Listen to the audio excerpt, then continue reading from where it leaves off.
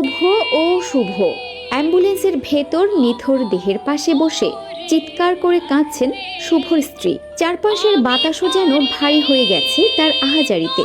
মাত্র কয়েক মাস আগেই তারা বিয়ের পিঁড়িতে বসেছিল, একসাথে সংসার গড়ার, স্বপ্নের ঘর বানানোর হাজারটা পরিকল্পনা ছিল তাদের। কিন্তু ভাগ্যের নিষ্ঠুর খেলায় সেই স্বপ্নগুলো মুহূর্তেই ভেঙে গেল। আজ তিনি বিধবা, জীবনের প্রথম ভালোবাসা, প্রথম স্বপ্ন সবকিছু হারিয়ে এক নিমেষে ফাঁকা হয়ে গেছে তার পৃথিবী। শুভ ছিল পরিবারের ভরসা, বন্ধুদের হাসির কারণ আর স্ত্রীর ভবিষ্যতের স্বপ্ন। কিন্তু এখন সেই শুভ পড়ে আছে নিথর শরীর নিয়ে। কোনো শব্দ নেই, নেই হাসি, নেই জীবনের ডাক। ফরিদপুর সদর উপজেলায় ট্রাকের চাপায় মোটরসাইকেল আরোহী শোভন শুভ নামের এক তরুণ নিহত হয়েছেন।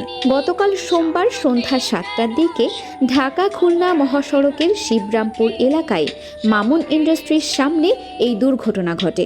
নিহত শোভন শুভ মাগুরার মোহাম্মদপুর উপজেলার মিজানুর রহমানের ছেলে। মিজানুর রহমান ফরিদপুর পানি উন্নয়ন বোর্ডে চাকরি করেন। চাকরির সুবাদে পরিবার নিয়ে তারা ফরিদপুর শহরের গোয়ালচামচ মহল্লায় থাকেন। করিমপুর হাইওয়ে পুলিশ জানায় 3 বন্ধু মিলে একটি মোটরসাইকেলে করে রাজবাড়ির গোয়ালন্দ থেকে ফরিদপুরে যাচ্ছিলেন।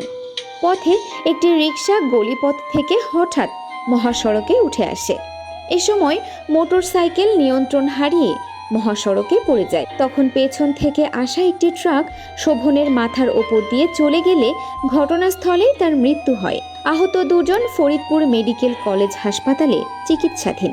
করিমপুর হাইওয়ে পুলিশের উপপরিদর্শক SI শফিকুল ইসলাম বলেন, দুর্ঘটনায় একজন নিহত হয়েছেন, আহত হয়েছেন 2 জন। চালক ট্রাকটি নিয়ে পালিয়ে গেছেন। এ ঘটনায় আইনি ব্যবস্থা প্রক্রিয়াধীন। একটি অসতর্ক মুহূর্ত, আর তাতেই শেষ হয়ে গেল একটি তরুণ জীবনের গল্প।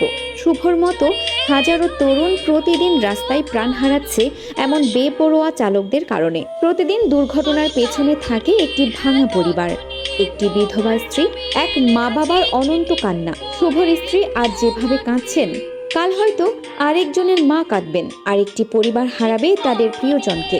আমাদের এখনই পরিবর্তন আনতে হবে। চালকদের আরও দায়িত্বশীল হতে হবে, ট্রাফিক আইন প্রয়োগ কঠোর করতে হবে এবং প্রত্যেকে নিজের জীবন ও অন্যের জীবনের প্রতি দায়িত্বশীল হতে হবে। শুভর মৃত্যু শুধু একটি দুর্ঘটনা নয়, এটি একটি সতর্কবার্তা।